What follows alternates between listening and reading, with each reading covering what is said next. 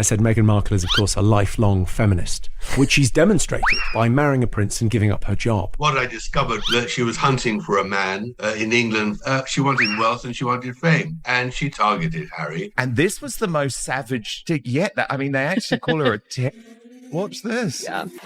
Okay. King Charles visited the U.S. to mark the 250th anniversary of American independence from Britain and to seek the release of a British hostage being held by an American I tried so hard.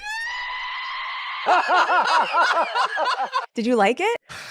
I'm almost speechless. $200 million, major studio backing, and a Hollywood return that was presented as a new chapter watched by millions around the world. What's the title of her show? Love Meghan. For what to watch? Who wants to watch Meghan Markle bake a pie?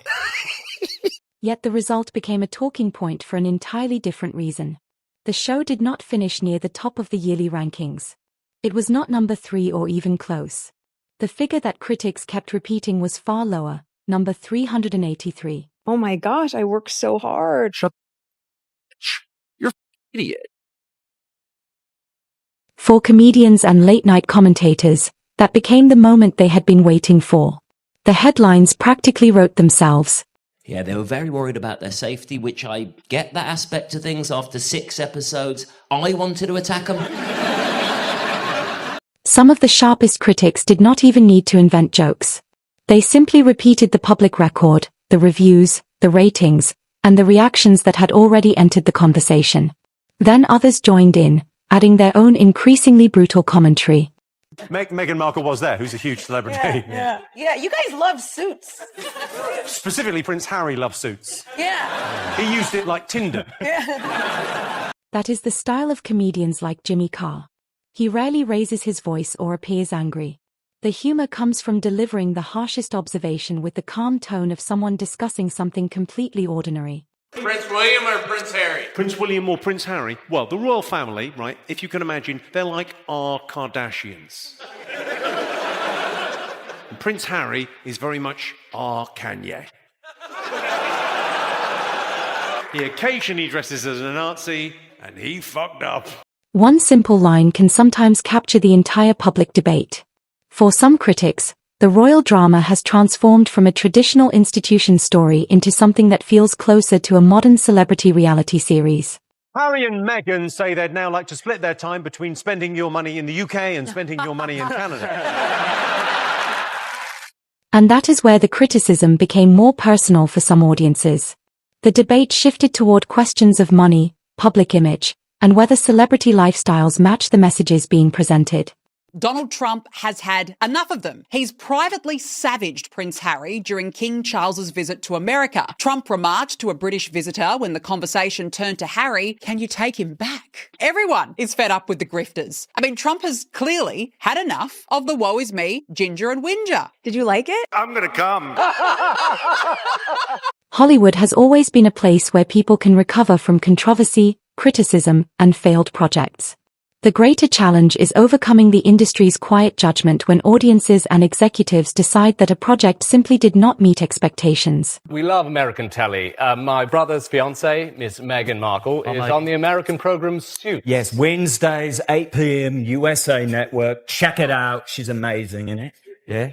Right. The only difference between that show and this is people watch this one. Oh, hilarious. People watched this one, and that was them being polite. I know who Kate Middleton is.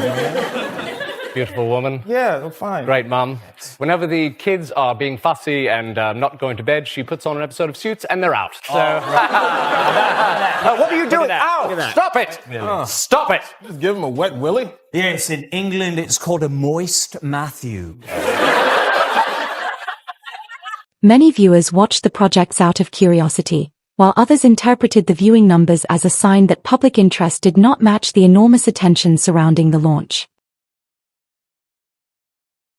The intention of the show was to share more of myself. You keep saying Meghan Markle, you know I'm Sussex now. To share tips that I love in my life. When nature has given you all the cues on how to have a perfect taste of something. Oh, how fun is that? I love it. I appreciate what hard work looks like. I like working hard. The difficult part for critics to ignore was that the opportunity itself was enormous. Major platforms, global attention, and resources that many actors and creators spend their entire careers chasing were all available. This woman is being paid millions of dollars to show how to cut into a pineapple. How bad that trailer, that seems like the worst show that I've ever heard of. I love a bad watch. I love a good bad watch. This is not that. This is really grueling to get through. Yeah. When the major streaming project launched in 2025, it received a mixed to negative critical reception, with many reviews questioning whether it delivered on the level of anticipation surrounding it. My look. She likes my look. Your fashion is like one of my favorite things. It's the biggest piece of dog The rankings became another source of discussion, as the show failed to become one of the platform's strongest performers. Its follow-up season also struggled to create the momentum that supporters had hoped for.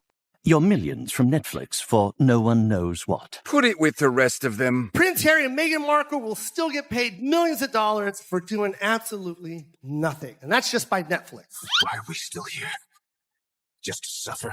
Paid millions for nothing. Keep that one in your pocket. Meghan Markle, the only thing she found was a rich, famous husband. The nearest thing Meghan Markle ever had to $1 billion idea was marrying a prince. The highly publicized multi-million-dollar streaming partnership that was expected to define a new media era eventually became the subject of speculation and discussion regarding its future. I'm going to pose this question to you. You do a lot of business deals, a lot of negotiations. I do. Well, let's just. I wish I had been involved in the Meghan and Harry leave Spotify negotiation. The grifters. That's the podcast we should have launched with them. I got to get drunk. To critics, the central argument was simple. Huge investments create huge expectations, and when the results fall short, the conversation becomes much louder. Sorority girl, actress, influencer, victim. Yeah, that's totally me. The podcast partnership faced similar criticism. After one season and a limited number of episodes, the collaboration ended, and comments from industry executives became part of the larger media debate. We want privacy! We want privacy! One particularly harsh description used by an executive became a headline of its own, turning into a phrase that followed the couple throughout later discussions. Well, I just think some people might say that your Instagram-loving wife actually doesn't want her privacy. How dare you, sir? My Instagram-loving wife has always wanted her privacy. And you know what else? To hell with Canada. We are leaving. We'll go find some quiet place where we can be normal people. Come on, wife. Another word that continued to appear in conversations about them was privacy. In California, we're just a regular couple living close to Oprah and far from the paparazzi. Ooh. But not too far. They explained that stepping away from royal duties was partly about creating a more private life. Critics later pointed to their documentaries, interviews, and public projects as a contradiction, while supporters argued they were simply telling their own story on their own terms. Best way to have a snack is to take the snack out of one bag and then move them into another bag and then label this new bag, even though this bag already has a label on it.